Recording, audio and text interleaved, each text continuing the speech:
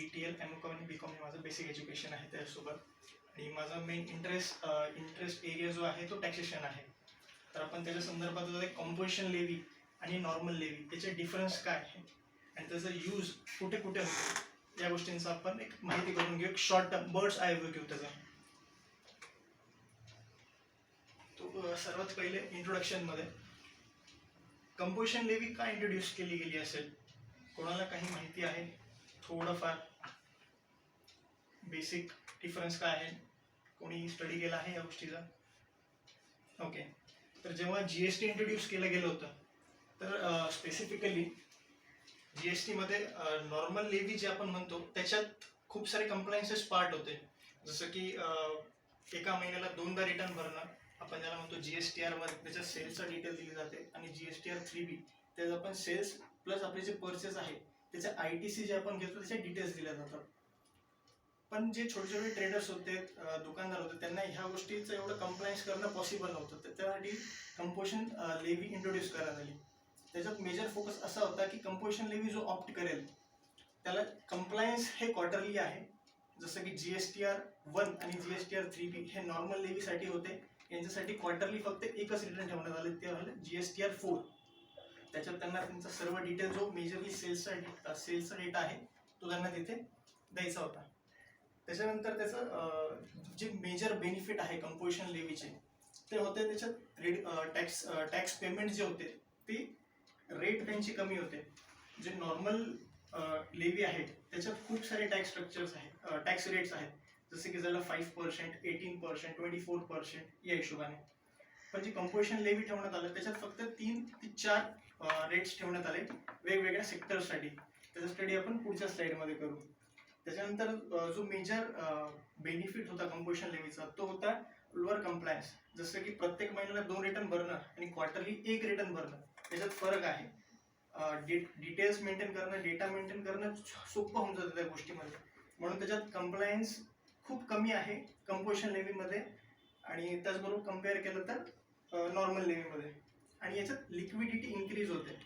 For example tax payment जो आहे तुम्हाला प्रॉम्प्ट गव्हर्नमेंटला करावा लागतो. त्याच्यासाठी मी गव्हर्नमेंटसाठी वेट नाही करत. याच्यात कसं आहे की क्वार्टरली पेमेंट असल्यामुळे लिक्विडिटी जो भाग आहे, जो वर्किंग कॅपिटल रिक्वायरमेंट आपण बिझनेससाठी सांगतो की सेल करणं, त्याच्यानंतर त्याचं पेमेंट करणं, परचेस केलं की पेमेंट करणं, सेल झालं की इन्कम होते, याचा जो वर्किंग कॅपिटल आहे तर तो आपल्याकडे चांगला फ्लो होतो आणि लिक्विडिटी प्रॉपरली मेंटेन राहते. त्याच्यानंतर कंपोजिशन लेवी कोण घेऊ शकतो?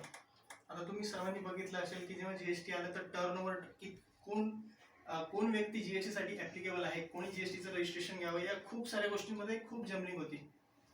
तर जी नॉर्मल कंपोजिशन आहे त्याच्यात सेग्रिगेशन करण्यात आलं, त्याला आपण म्हणतो बेसिक एक्झम्पशन्स. त्याच्यात होतं की सर्व स्टार्टिंगला होतं 10 lakhs, 20 lakhs आणि आता त्यांनी केलं आहे 40 lakhs पर्यंत नॉर्मल लेवीसाठी. पण ते जर आपण कंपोजिशन या भागासाठी बघितलं तर कंपोजिशनमध्ये दोन लिमिट्स ठेवलेले आहेत. एक आहे 1.50 crore in preceding financial year. For example समजा मला आत्ता कंपोजिशन लेवी ऑप्ट करायची आहे तर माझा जो टर्नओव्हर आहे तो मला मागच्या वर्षाचा बघायचा आहे, ना की या वर्षाचा.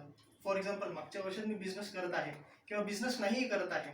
समजा मी बिझनेस नाही करत आहे तर माझा टर्नओव्हर विदिन लिमिट आहे, मला काही प्रॉब्लेम नाही आहे कंपोजिशन घेण्यासाठी. इन केस माझा बिझनेस 2-3 वर्षापासून कंटिन्यू ग्रो होत आहे आणि माझं जर टर्नओव्हर 1.5 crores आतमध्ये आहे प्रिसिडिंग फायनान्शियल इयर, तर या वर्षात मी ते घेऊ शकतो कंपोजिशन स्कीम. काही स्टेट्स जे आहेत, जे छोटे स्टेट्स आहेत त्यांच्यासाठी ती लिमिट आहे 75 lakhsची. तर हे तुम्हाला कळालंय मेजरली काय डिफरन्स आहे त्याच्यात, नॉर्मल कोण घेऊ शकतं आणि कंपोजिशन कोण घेऊ शकतं. त्याच्यानंतर आहे इथे जर आपण बघितलं डेफिनेशनमध्ये तर त्यांनी सांगितलं आहे, डेफिनेशन नाही आहे, एक्सप्लेनेशनच आहे. If aggregate turnover of a taxable person is up to 1.5 crore or 75 lakhs in a preceding financial year, then such person will be eligible to opt composition scheme. आता ते एक शब्द आलेला आहे ॲग्रिगेट टर्नओव्हर. आता मी बिझनेस करत आहे पण कोणत्या गोष्टीचा करतोय, तर मला मागच्या वर्षाचा टर्नओव्हर बघायचा आहे, हा एक भाग तर फायनल झालाय, पण टर्नओव्हर किती घ्यायचा. आता GST जेव्हा आलं त्याच्यातल्या काही गोष्टी बाहेर होत्या, काही गोष्टी GST मध्ये घेतल्या गेल्या होत्या. जेव्हा स्टार्टिंगमध्ये GST आलं तेव्हा पेट्रोल हा एक बाहेर ठेवलेला भाग होता की पेट्रोल GST मध्ये इन्क्लूड नाही करता येणार. सध्याही तो बाहेरच आहे. ह्युमन लिकर पण अजून बाहेर आहे. टर्बाईन फ्युएल, हे 6-7 गोष्टी आहेत त्या जीएसटीच्या प्रिव्ह्यूच्या बाहेर आहेत. तर जेव्हा आपण टर्नओव्हर हा शब्द, ॲग्रिगेट टर्नओव्हर हा शब्द वापरतो, तर नेमकं त्या टर्नओव्हरमध्ये घ्यायचं काय? तर त्यांनी सांगितलं आहे की टॅक्सेबल सप्लाय, तुम्ही जो काही टॅक्सेबल सप्लाय केला असेल प्रिसिडिंग फायनान्शियल इयरमध्ये, तो तुम्ही कॅल्क्युलेट करायचा. त्याच्यानंतर काही एक्झाम सप्लाय केला असेल, जर तुम्हाला माहिती असेल, आपण जे बुक्स वाचतो त्या एक्झाम सप्लायमध्ये येतात स्पेसिफिकली, त्याचेही जर तुम्ही सप्लाय केला असेल तरी तो टर्नओव्हरमध्ये कॅल्क्युलेट केला जाईल. त्याच्यानंतर काही एक्सपोर्ट केले आहेत आउट ऑफ इंडिया, तो पण तुमच्या टर्नओव्हर जो 1.50 करोडचा आहे और 75 लाखचा आहे, तो त्याच्यात ते इन्क्लूड होईल. त्याच्यानंतर इंटरस्टेट सप्लाय, महाराष्ट्र, गुजरातमध्ये, कर्नाटकमध्ये जिथे कुठे तुम्ही सप्लाय केला असेल तो पण त्याच्यात घेतला जाईल. ह्या सगळ्यांची टोटल जर 1.5 पेक्षा जास्त असेल तर त्याला कंपोजिशन लेव्ही घेता येणार नाही, आणि जर तो कमी असेल तर त्याला कंपोजिशन लेव्ही ऑप्ट करता येईल या वर्षामध्ये. पण टर्नओव्हर बघितला जाईल तो प्रिसिडिंग फायनान्शियल इयरचा. ओके. तर जेव्हा यांनी कंपोजिशन स्कीम यांनी इंट्रोड्यूस केली तरी प्रत्येकासाठी नव्हती. काही स्पेसिफिक एक्सक्लुजन, काही जे पर्सन होते त्यांना एक्सक्लूड केलं होतं कंपोजिशन स्कीम पासून. तर ते कोण कोण होते? जर कोणता पर्सन आहे तो गुड्स सप्लाय करतो आहे किंवा सर्व्हिस देत आहे, पण जर तो जसं मी सांगितलं की ह्युमन लिकर जी आहे ती बाहेर ठेवली होती, पेट्रोलियम प्रोडक्ट्स बाहेर ठेवले होते, यांचं जर तो सप्लाय करत असेल स्पेसिफिकली, तो ही स्कीम ऑप्ट करू शकत नाही. सेकंडली, जर कोणी इंटरस्टेट सप्लाय करत असेल, फॉर एक्झाम्पल मी महाराष्ट्रामध्ये आहे आणि महाराष्ट्राच्या बाहेर मी सप्लाय करत आहे गुड्सचा, सर्व्हिसेसचा, तर मी कंपोजिशन स्कीम लेव्ही घेऊ शकत नाही. इवन इफ माझं टर्नओव्हर विदिन लिमिट आहे तरी मी घेऊ शकत नाही. म्हणजे हे जे आहे पर्सन नॉट इलिजिबल, यांचं टर्नओव्हरशी काही घेणं देणं नाही. जर हे सर्व्हिसेस किंवा हे प्रोडक्ट्स जे सांगितले आहे लिस्टमध्ये हे ते देत असतील तरी ते कंपोजिशन स्कीम ऑप्ट करू शकणार नाही. तिसरा पर्सन जो आहे तो आहे person supplying on e commerce. जसं तुम्ही फ्लिपकार्ट, ॲमेझॉन वगैरे शॉपिंग करतात, तर त्या गोष्टी तुम्हाला फ्लिपकार्ट वगैरे देत नाही. ते काहीतरी सेलर्स असतात, तिथे रजिस्टर असतात, तिथून तुम्हाला ते प्रोडक्ट, त्या गोष्टी मिळतात. त्या लोकांकडनं जर तुम्ही घेता, त्या लोकांना स्पेसिफिक एक्सक्लूड केलेलं आहे. म्हणजे मी आज जर एखादा प्रोडक्ट ॲमेझॉनवरनं किंवा फ्लिपकार्टवरनं विकत आहे तर मी कंपोजिशन लेव्ही ऑप्ट करू शकत नाही. त्याच्यानंतर आहे manufacture of ice cream, edible ice, पान मसाला, टोबॅको आणि टोबॅको रिलेटेड प्रोडक्ट्स. ह्यांचं जर मॅन्युफॅक्चरर असेल, स्पेसिफिकली त्यांनी सांगितलं मॅन्युफॅक्चरर, रिटेलर घेऊ शकतो, होलसेलर घेऊ शकतो, डिस्ट्रीब्युटर घेऊ शकतो, मॅन्युफॅक्चरर नाही घेऊ शकत. म्हणून तिथे शब्द आहे मॅन्युफॅक्चरर ऑफ जे प्रोडक्ट्स आहेत त्यांचे कंपोजिशन लेव्ही ते ऑप्ट करू शकणार नाही. त्याच्यानंतर casual taxable person. Casual taxable person म्हणजे कसं आहे की आज मी महाराष्ट्रात आहे, मला एखादी गोष्ट गुजरातमध्ये सेल करायची आहे, तर मी प्रत्येक स्टेटचं रजिस्ट्रेशन घेणं हे मला फिजिबल नाहीये. म्हणजे समजा की एक कॉन्ट्रॅक्ट मला गुजरातमध्ये मिळाला आहे, तिथे जाऊन त्यांचं रजिस्ट्रेशन घेणं, किंवा त्याच्यानंतर कर्नाटकमध्ये मिळालं तिथे जाऊन रजिस्ट्रेशन घेणं, राजस्थानमध्ये मिळालं तिथे जाऊन रजिस्ट्रेशन घेणं, त्याचं कंप्लायन्स करणं खूप अवघड गोष्ट आहे. तर यांनी काय केलं आहे की कॅज्युअल टॅक्सेबल पर्सनला डायरेक्टली कंपोजिशनच्या बाहेर टाकून. ते म्हणजे कसं आहे कॅज्युअल टॅक्सेबल पर्सन की आपण एक ऑप्शन बघितलं, सगळ्यांनी ऑप्शन्स होतात. समजा आज ऑप्शन कोलकातामध्ये आहे, तर मी तिथे काहीतरी विकेल, तिथून काहीतरी घेऊन येईल, परचेस सेलचे ट्रान्झॅक्शनचे झाले. कॅज्युअल टॅक्सेबल पर्सन म्हणजे असा पर्सन असतो की फॉर मॅक्झिमम 90 डेज जर तू एखाद्या स्टेटच्या बाहेर जाणार असशील आणि तिथे काही ट्रान्झॅक्शन करणार असतील तर तू कंपोजिशन कॅज्युअल टॅक्सेबल पर्सनचं रजिस्ट्रेशन घ्यावं लागतं. ते त्या पिरियडसाठीच व्हॅलिड आहे. मॅक्झिमम 60 डेज आणि एक्झामिशन म्हणजे 60 डेज नंतर आपण अजून पुढे तो 90 दिवसापर्यंत कॅरी ऑन करू शकतो. त्याला म्हणतात कॅज्युअल टॅक्सेबल पर्सन. त्याच्यानंतर आहे नॉन रेसिडेन्शियल टॅक्सेबल पर्सन. म्हणजे कसं झालं की एखादी कार मी इम्पोर्ट केली आणि समजा ती इम्पोर्ट केल्यानंतर ती इथे खराब झाली आणि इथे जर रिपेअर करणारा कोणी नाहीये तर साहजिक आहे तिथून कोणी ना कोणी येईल.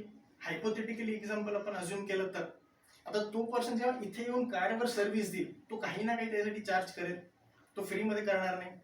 तर अशा पर्सनला स्पेसिफिकली कंपोजिशन स्कीम ऍप्लिकेबल होत नाही. त्याला म्हणतात नॉन रेसिडेन्शियल टॅक्सेबल पर्सन. तो इथला रेसिडेन्शियल नाही आहे, सर्व्हिसेस देण्यासाठी तो इंडियात आलेला आहे, तो परत जाणार आहे, तर त्याला पण कंपोजिशन स्कीम घेता येत नाही. त्याच्यानंतर आहे इनपुट सर्व्हिस डिस्ट्रीब्युटर. हे थोडं डिटेल कन्सेप्ट आहे. तर फक्त आत्तासाठी इनपुट सर्व्हिस डिस्ट्रीब्युटरला कंपोजिशन स्कीम घेता येणार नाही. एवढं फक्त डोक्यात असू द्या. जेव्हा आपण याचं डिटेल कधी बोलू तर आपण मी तुम्हाला त्याचं डिटेल सांगेल की इनपुट सर्व्हिस वर्किंग कसं आहे आणि ते कसं ट्रीट केलं जातं त्याला. त्याच्यानंतर फॉर एक्झाम्पल या वर्षात मी कंपोजिशन स्कीम घेतली आणि माझा टर्नओव्हर 1.5 करोडपेक्षा जास्त झाला. Let's assume 1.75 crore. तर जेव्हा मी तो माझा लिमिट एक्सीड करून जाईल त्याच्यानंतर मला कंपोजिशन स्कीम ही सरेंडर करावी लागेल. मला नॉर्मल लेवी चार्ज होईल. आलं लक्षात? ओके. आता आपण बघितलं की सर्व्हिसेस जो सप्लाय करतो आहे आउट ऑफ महाराष्ट्र वगैरे तो कंपोजिशन स्कीम घेऊ शकतो की नाही? फिक्स 100%. आतापर्यंत जे बघितलं त्याच्यात ओके. तर त्याच्यात काहीतरी सूट दिली गेली आहे. आता सूट म्हणजे कशी की फॉर एक्झाम्पल मी AC विकत आहे आणि समजा AC मी सेल केला. जो सर्व्हिस प्रोव्हाइडर होता तो स्पेसिफिकली एक्सक्लूड केलेला होता कंपोजिशन स्कीम पासून की जो सर्व्हिस प्रोव्हाइडर आहे त्याला कंपोजिशन स्कीम मिळणार नाही. पण मी जेव्हा AC सेल करतो तर मला रिलेटेड सर्व्हिसेस द्याव्या लागतात AC साठी. असं नाही की मी सर्व्हिस AC विकून दिला की ठीक आहे AC चालू झाला. त्यासाठी रिपेअरिंगच्या सर्व्हिस असेल, इन्स्टॉलेशनच्या सर्व्हिसेस, हे सर्व्हिसेस द्याव्या लागतात. तर हे रिसेंटली गव्हर्नमेंटनी हे एक ॲड केलेलं आहे. त्याच्यात असं आहे की जो टर्नओव्हर आहे तुमचा प्रिसिडिंग फायनान्शियल इयरचा त्याचा 10%. फॉर एक्झाम्पल 10 लाखाचं जर मागच्या वर्षात मी सेल केलेलं आहे त्याचं 10% म्हणजे किती झाले? 1 लाख रुपये. ओके. 1 लाख रुपये आणि 5 लाख जे हायर असेल त्या अमाऊंट पर्यंतच मी सर्व्हिस देऊ शकतो. सर्वात पहिले कंपोजिशन स्कीम मध्ये काय होतं? सर्व्हिस साठी मिळेल की नाही मिळेल? नाही मिळणार. पण नंतरून गव्हर्नमेंटने काय ऍड केलंय? प्रोव्हाइजो ऍड केला आहे. त्या प्रोव्हाइजो मध्ये काय आहे की प्रिसिडिंग फायनान्शियल जेवढी टर्नओव्हर आहे माझा त्याचा 10% किंवा 5 lakh whichever is higher, जो हायर असेल त्या पोर्शन पर्यंत मी सर्व्हिसेस देऊ शकतो. त्याच्या वरती नाही देऊ शकणार. समजा त्याच्या वरती जर सर्व्हिसची अमाऊंट जात असेल तर मला कंपोजिशन स्कीम सरेंडर करावी लागेल. ओके आणि नॉर्मल स्कीम घ्यावी लागेल. ओके. हे सगळं झालं. आता कंपोजिशन स्कीम का ऑप्ट करायची त्याचं सर्वात महत्वाचं रिझन होतं की टॅक्स स्ट्रक्चर काय आहे त्यांचा. हेच महत्वाचं आहे. याच्याशिवाय कंपोजिशन स्कीमला काही अर्थ नाही. ओके. आत्ता जेवढं बघितलं त्याच्यावर या स्कीममधून बघता 3 गोष्टी सेम आहे, एक गोष्ट वेगळी आहे. कोणी सांगू शकेल काय?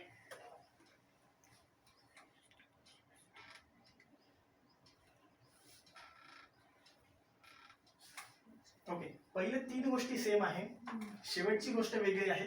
का वेगळी आहे? काही लॉजिक तुम्हाला सेंटेन्स वाचून कळतंय. हे सेंटेन्स प्लस हे सेंटेन्स प्लस काही कळतंय तुम्हाला त्याच्यात काय डिफरन्स आहे? का असं त्यांनी सेग्रिगेशन दिलं असावं? तुम्ही डायरेक्टली फोकस याच्यावर करू शकता फर्स्ट आणि लास्ट मध्ये. ते एक्सक्लुझिव्ह टॅक्सेबल सप्लाय साठी म्हणून नाही म्हणजे जो सप्लायचा पार्ट आहे तो सोडून या टर्नओव्हर मध्ये काय फरक आहे कोणी सांगू शकेल का? म्हणजे इथे 0.5% पुढची लाईन दिली आहे आणि इकडे 0.5% पुढची लाईन दिली. या 2 लाईन मध्ये फरक काय आहे? बाकी सगळं सोडून जाईल. या लाईन मध्ये फरक काय आहे? म्हणजे काय याच्यात इन्क्लूड नाही केलं गेलंय कारण की रेट तर दोघांचा सेम आहे.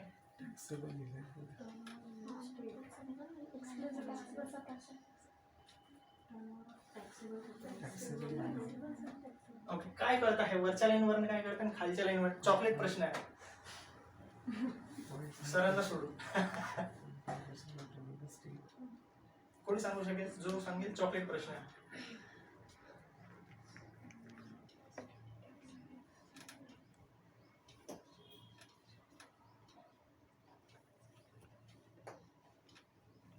ओके. मी स्वतःला चॉकलेट देऊन टाकेन.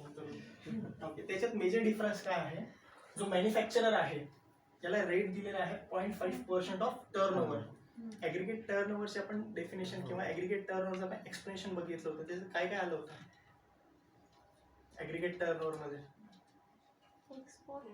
ओके. ओके. अजून काय आलं होतं?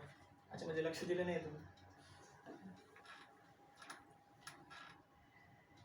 चला ठीक आहे. ऍग्रीगेट टर्नओव्हर मध्ये सांगितलं taxable supplies, interstate supplies, exempt supplies, export. हे टोटल जे होतं ते झालं होतं ॲग्रिगेट टर्नओव्हर. आणि या खालच्या लाईनमध्ये दिलं आहे फक्त टॅक्सेबल सप्लाय. म्हणजे त्याच्यात तुमचं एक्झम्प्ट येईल नाही येणार, त्याच्यानंतर तुमचं एक्सपोर्ट येईल ना, तो टॅक्सेबलच आहे ना, तो टॅक्सेबलच आहे, तुमचं एक्झम्प्ट येणार नाही फक्त त्याच्यात. मेजर जो फरक आहे तो हाच आहे.